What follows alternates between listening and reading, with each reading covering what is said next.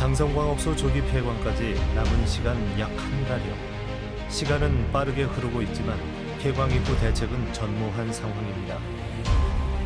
대책 없는 폐광, 과연 이대로 괜찮은 걸까요? 제가 알기로는 태백의 장성광업소에 있는 광부들이 상당히 젊은 걸로 알고 있거든요. 그렇게 나이 곧 은퇴를 앞두고 있는 사람들도 물론 있지만 지금 40, 50대 한창 일할 나이에 있는 광부들도 꽤 많이 있는 걸로 알고 있어요.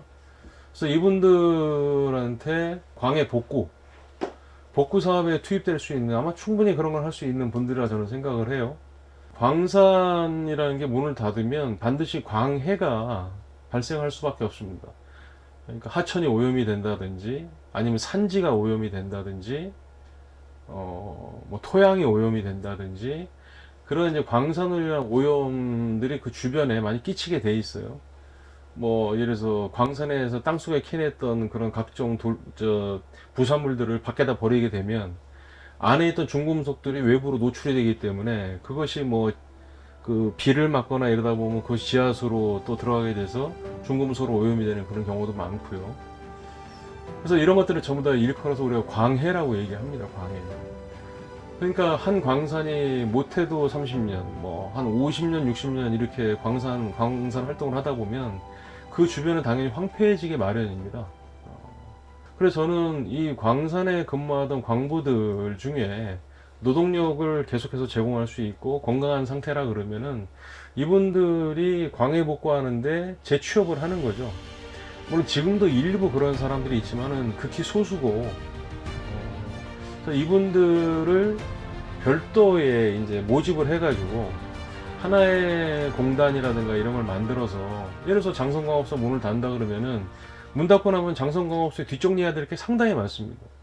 지하 갱도라든가 그 오염수 같은 거 어떻게 지하수 어떻게 처리할 거냐, 그 밖에 널브러진 각종 이제 뭐 예를 들어서 유류 저장고라든면 뭐 유류 저장고 밑에 오염된 땅들을 어떻게 복구할 거며, 뭐 이와 같은 것들이 상당히 많습니다. 그것뿐만 아니라 광산에서 사용했던 여러 가지 물건들은 전부 다 유산입니다. 유물이에요, 유물.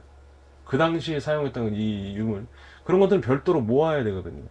물론 광산이 가행했을 때 그 정도 인원이 그대로 들어갈 정도는 아니지만 적어도 저는 못해도 60%에서 50% 정도는 광해 복구에 다시 투입을 해도 충분할 정도다. 그러면은 적어도 이 폐광이라는 이 급속도로 폐광된 이 경착륙을 어느 정도 연착륙으로 막을 수 있지 않느냐. 폐광과 동시에 자연스럽게 이직을 할 수 있도록 그런 거를 좀 빨리 했어야 되는 게 작금의 지금 상황이 아닌가 싶습니다. 꿈을 갖고 광산에 모여들어 희망을 캤건만 미래는 막막하기만 할까요? 서양에서는 80년대 이미 이 채굴 산업을 올드 인더스트리라고 불렀습니다. 이제 구산업이라고. 대표적인 게 영국하고 독일인데 조금 상황은 다른데, 독일은 그나마 이제 폐광에서 새로운 산업으로 전환하는 것에 있어서 그나마 조금 모범 사례로도 많이 알려져 있습니다.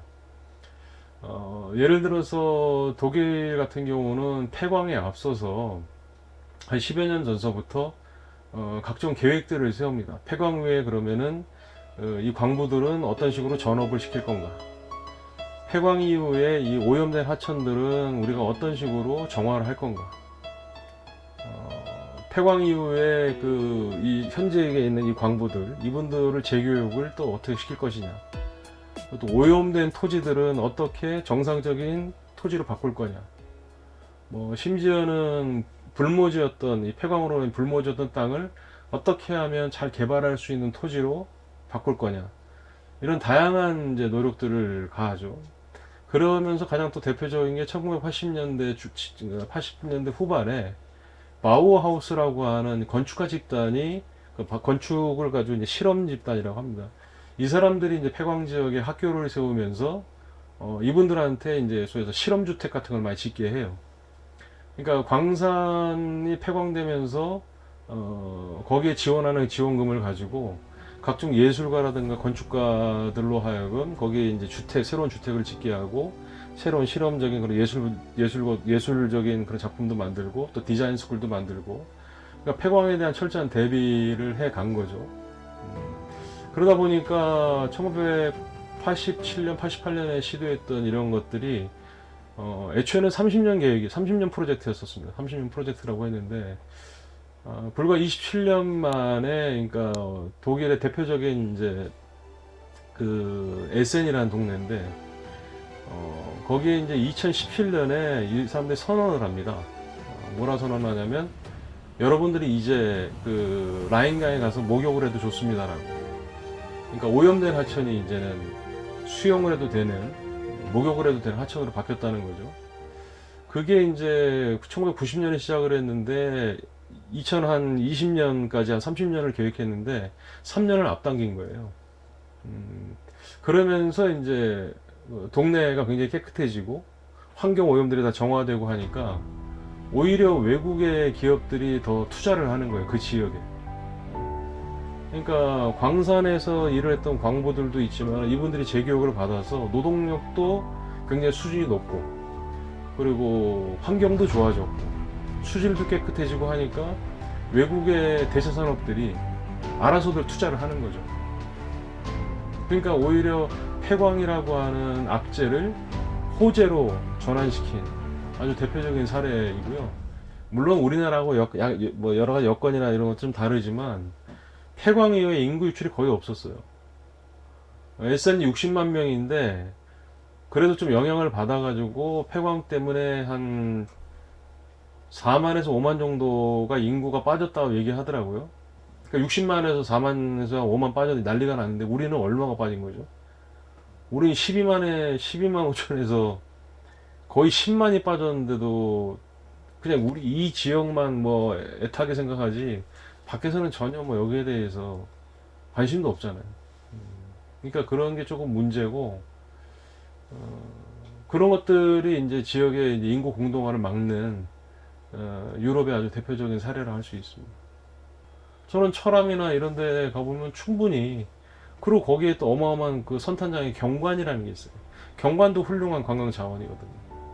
관람객들한테 보여줄 수 있고 이렇게 한다 그러면은 오히려 태백이 새로운 걸로 좀 탈바꿈할 수 있는, 그 자체를 살아있는 리빙 뮤지엄으로, 뮤지엄 그러면 다 죽은 거로 사람들이 알거든요. 근데 살아있는, 그러니까 탄을 캐는 시대가 아니라 사람 캐는 걸로 바꾸자는 거죠.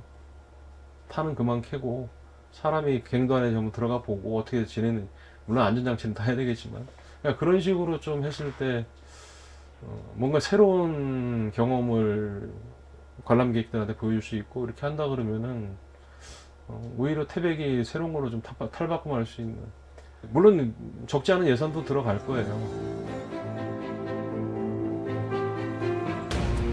장성광업소 폐광 이후 미래를 알 수는 없지만 우리나라의 경제를 이끌던 산업 현장에서 우리나라의 미래를 이끄는 또 다른 전장이 되기를 바랍니다.